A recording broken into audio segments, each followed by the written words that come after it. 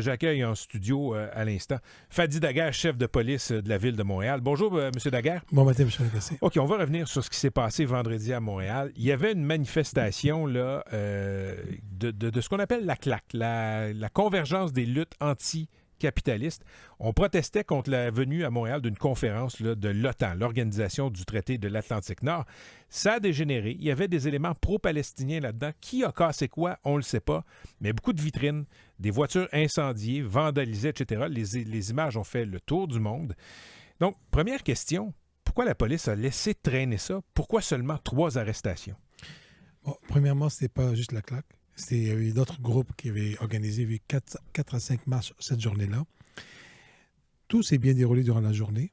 Puis avec des individus, certains qu'on reconnaissait, ça se passait quand même très bien. Mais vers 6h30, 6h25, là, il y a un groupe crépuscule qui était dans la foule, bien entassé, qui a fait les méfaits constatés. Pourquoi? C'est parce qu'on ne peut pas non plus anticiper tout ce qui est imprévisible. Là, les gens me disent, oui, mais vous les connaissez. Oui, mais justement, on a anticipé plusieurs enjeux avant les événements que vous avez vus dans les images, qui eux aussi auraient pu être pires, mais on en a anticipé plusieurs. Il faut faire attention de ne pas retenir non plus uniquement ce qu'on voit. Ce n'est pas ce qui se passe à Montréal, ce que vous avez vu. C'est ce qui s'est passé à Montréal une fois, à un moment donné, bien précis. Ça, c'est important que les gens le retiennent. Est-ce que c'est acceptable? Non. Est-ce que c'est, on ne devrait jamais voir ces images-là? Nous, autant mes policiers que moi, comme chef, je ne suis pas content du tout de ces images-là. Moi, ce que j'entends, là, c'est que les policiers de la base qui encadraient la manif étaient prêts à intervenir. Oui. Mais ce qu'ils se faisaient dire, c'est « stand-by, on recule ». Mais stand-by, on recule, on les suit en parallèle. Justement, je suis allé sur le terrain ce soir-là. En tout cas, j'étais là, j'étais à proximité, mais malheureusement, j'ai quitté et c'était arrivé par la suite. Mais le lendemain, je suis allé rencontrer toute l'équipe de commandement et les policiers. On s'est rencontrés ensemble dans une salle et on a fait une rétroaction. Il faut faire attention lorsqu'on dit stand-by.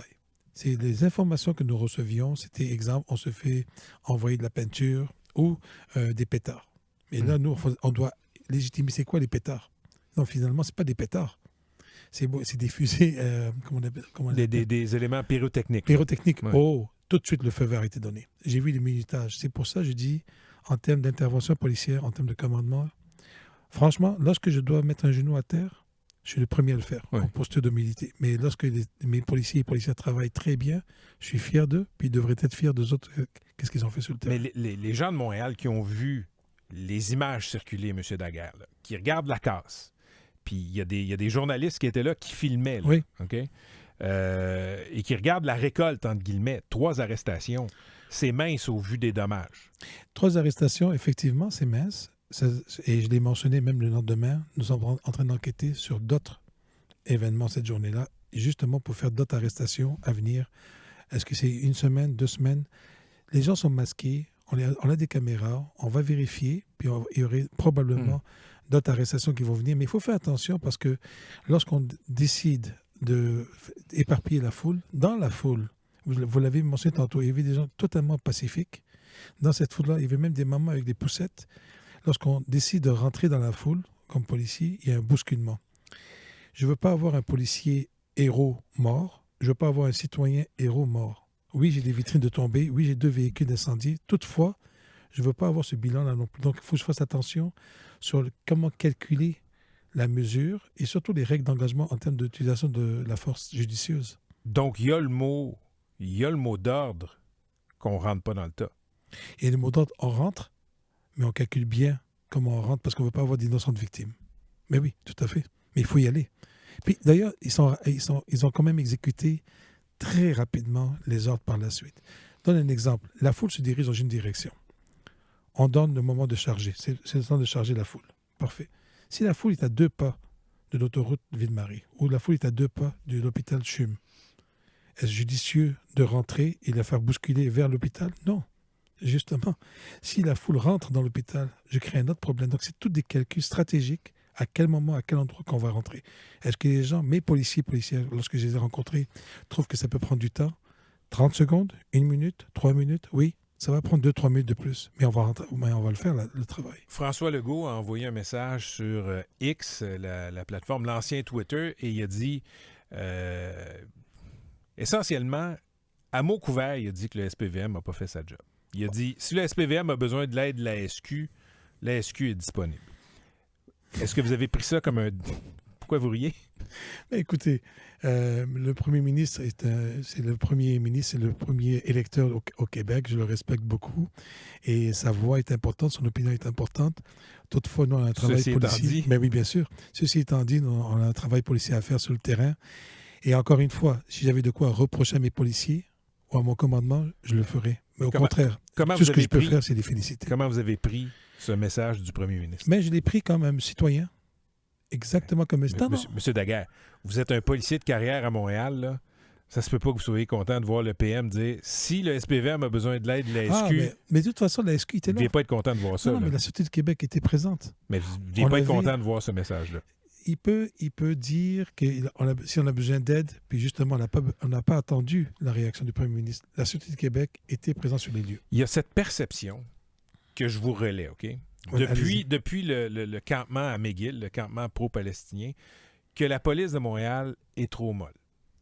Moi, je l'entends d'organisations juives, je l'entends du politique à Québec. Autant avec la communauté juive qu'avec les politiciens, nous sommes les exécuteurs des législateurs. On a des lois et des règlements. À chaque fois qu'on a soulevé des points, exemple des mots qui sont mentionnés dans les manifestations, comme Intifada, comme From the River to the Sea, la communauté juive m'a interpellé. Monsieur Daguerre, pourquoi vous n'intervenez pas? Dès la première manifestation, on a rencontré nos procureurs, ainsi que ceux d'Ottawa. Est-ce qu'on a le droit d'intervenir dans cette situation-là?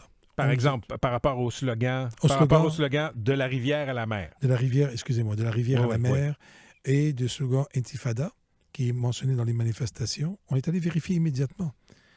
Si les procureurs nous disaient « oui, vous devez intervenir », on l'aurait fait. Mais là, tout à coup... Ce que vous me dites, c'est que quand on regarde la loi, quand on regarde l'interprétation de la loi faite par les procureurs de la Couronne, il n'y a pas grand-chose que vous pouvez faire. Les mots tels quels, sans menace, sans intimidation, sans harcèlement, les mots tels quels, on ne peut pas intervenir. Je vais donner le meilleur exemple, un drapeau. Un drapeau du Hamas ou du Hezbollah qui sont des organisations décrétées terroristes par le Canada. Exactement. Est-ce qu'on a le droit de se promener avec un drapeau semblable? Oui.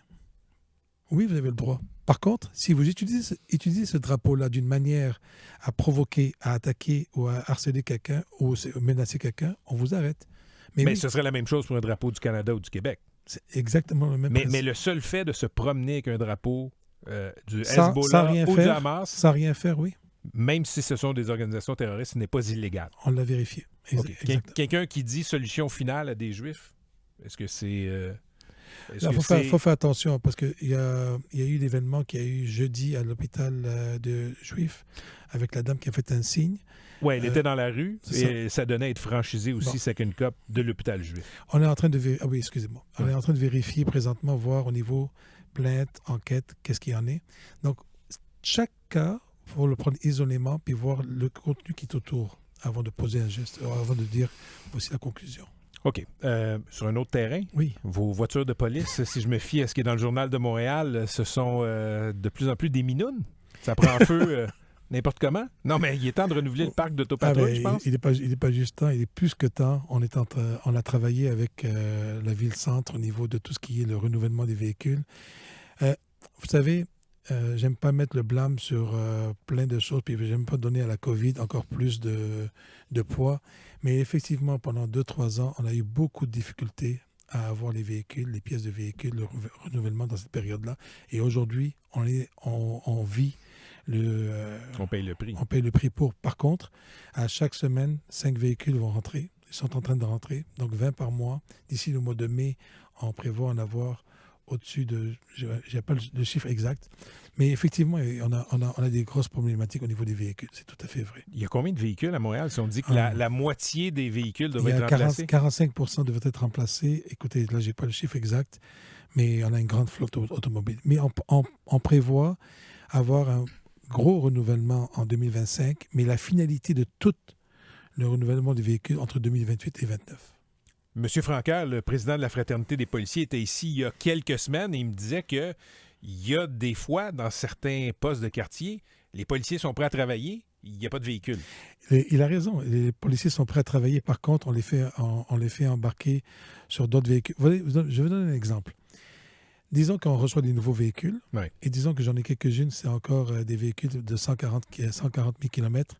On a demandé à ce qu'on ne les envoie pas au Rancaille. On veut les garder pour justement maximiser le nombre de véhicules, même pour les policiers qui ont des affectations moins urgentes, qui prennent les plus vieux véhicules, et ceux qui ont des affectations urgentes prennent les nouveaux, pour garder une certaine stabilité au niveau du nombre de véhicules. Monsieur Daguerre, toujours un plaisir. Merci d'être venu nous voir en Mais studio. juste une petite... Oui. J'aimerais saluer, pas saluer, mais souligner plutôt la journée pour les femmes de violence conjugale. Oui, C'est un sujet très important. On est au début au Québec là, de ces 12 jours d'action contre la violence Très, conjugale. très important. Le message que je vais envoyer aux femmes, rapportez, mais surtout, soyez vigilantes au niveau des signes, des contrôles coercitifs. Oui. C'est extrêmement important. Ça veut dire quelqu'un qui contrôle votre habillement, vos sorties, votre cellulaire. Ça, c'est un phénomène non connu, mais très, très préoccupant. Et vous irez écouter, je vous invite les auditeurs aussi à le faire, M. Daguerre, là, la série Balado de notre collègue Bénédicte Lebel, La nuit où j'ai failli mourir, là, c'est lancé aujourd'hui. Justement, J'ai vu hier soir. sur des femmes là, qui ont frôlé la mort aux mains de conjoints ou d'ex-conjoints. Merci, M. Daguerre.